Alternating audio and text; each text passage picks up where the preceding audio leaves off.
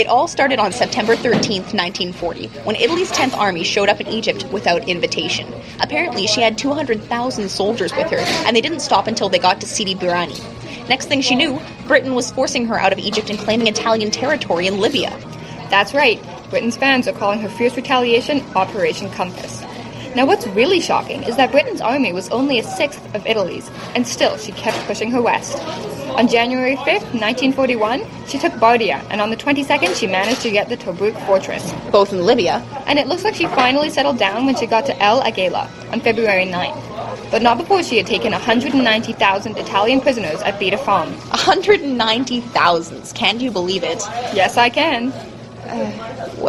Meanwhile, Italy was feeling threatened by Britain's behavior, and so she texted her boyfriend Nazi Germany, asking him to come and meet her in western Libya. She texts, "Germany, I'm scared. Britain is being a total female dog ever since I went to Egypt, and now she's taking my territory in Libya. Can you come down here and bring your army to Tripoli? Triple question mark." It wasn't long before Germany responded, "Don't worry, hun, I got you." Up next, Germany sends his girlfriend a military unit called the Afrika Korps, led by a man named Erwin Rommel. Who is this man? Did he actually start an offensive against Britain? And what did he do that had Wilhelm Burgdorf asking him to commit suicide? Don't go away. We'll find out the whole story when World War II returns.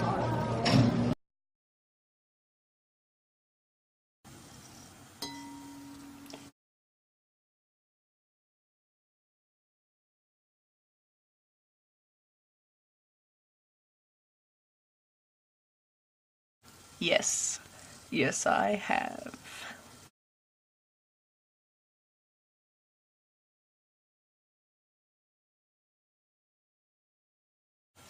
Well, Hitler and I have always gotten along. I mean, until recently, but it began when I served in that war to end all wars that actually just caused more war.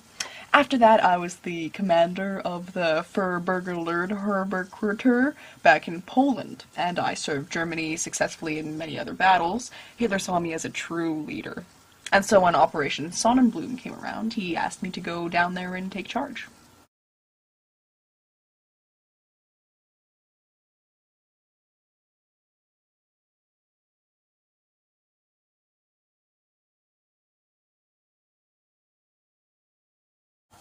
The trick is to confuse your enemy. Take them by surprise. Build up your forces and take them down in a single blow. If you're afraid of the Allies seeing you, you just wait for a sandstorm and you hide your army in the sand. Or you move in the pitch black of night. Quickly. That is key.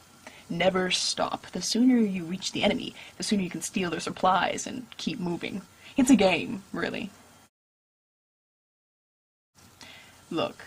Fighting in the desert is nothing like fighting on a regular battlefield, where you don't have to scale 500-foot cliffs and stumble across boulders. The land? Useless. I spent the entire time hunting down the enemy and maneuvering them into where I wanted them to be. It's like battleship warfare on a sandy ocean.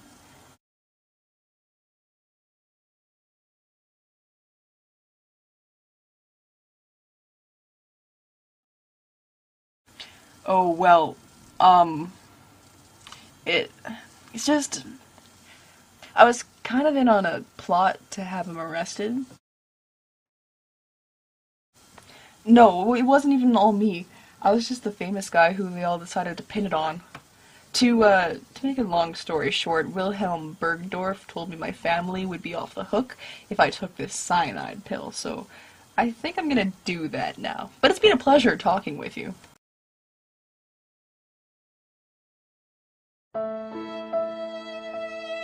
I acted as a rifleman in the 7th Battalion of the Rifle Brigade, a unit composed mostly of officers who were gentlemen of influence. As a unit, we arrived in Egypt during a quiet period for the 8th Army, which had been battling fiercely, had lost the Tobruk, and was pushed back as far as the Suez Canal. But we all knew we couldn't retreat, because that meant giving Egypt to the Axis forces. We trained for a few weeks, which really only served to acclimatize us to harsh desert conditions. The pictures shown at home were not at all accurate representations of what desert life was really like. None of the recruitment posters showed the swarms of flies, or the painful sunburns, or the dust blowing everywhere, and especially not the constant lack of water. Instead, we learned this all on our own. And other things too, such as how to survive on a diet of corned beef, sand, bread, and biscuits. We arrived in Egypt at around the same time as Commander Montgomery did, and he came around to all of the battalions under his control, giving us all the impression that we would certainly not be going on the offensive without definite superiority over the Axis. Soon after, Winston Churchill himself came and visited, delivering moving speeches to the men. When Churchill left, rumors began that no British soldier would be crossing the Suez Canal on his own feet. When it was time to begin preparing for the battle, we began making our way to Alamein in secret, so that the enemy would not notice the movement of so many men. False tanks and trucks were placed in strategic positions in the desert to give us cover when traversing the great expanse. The battle began with a massive barrage, especially large in those days. The skies were orange and petrol fires littered the desert. The army's engineers had moved in first, clearing a path for us to traverse, but it was so cleared out that you could see the bombs drop from the planes, which wasn't the best morale-boosting sight. Eventually, we reached our position where we were meant to take our stand, but the ground was baked hard, making digging into firing positions very difficult. I was shooting a Vickers water-cooled machine gun, and we ended up so far back on the ridge that my gun, which could only shoot about 200 yards, was not at all effective. Later in the morning, we heard the sound of motors approaching us, and soon could see tanks coming fast. When they were a couple hundred yards away, the tanks stopped and opened fire. In the fight, I was shot in the leg whilst crawling into position, and so I had a very good view of what happened. A lot of jeeps and trucks were either burning or were thrown into the air by the tank's fire. The heat was so great that I could feel it searing the skin of my face. My commander put me on a stretcher and carried me to the medical tent after the battle's end, so I ended up here, home.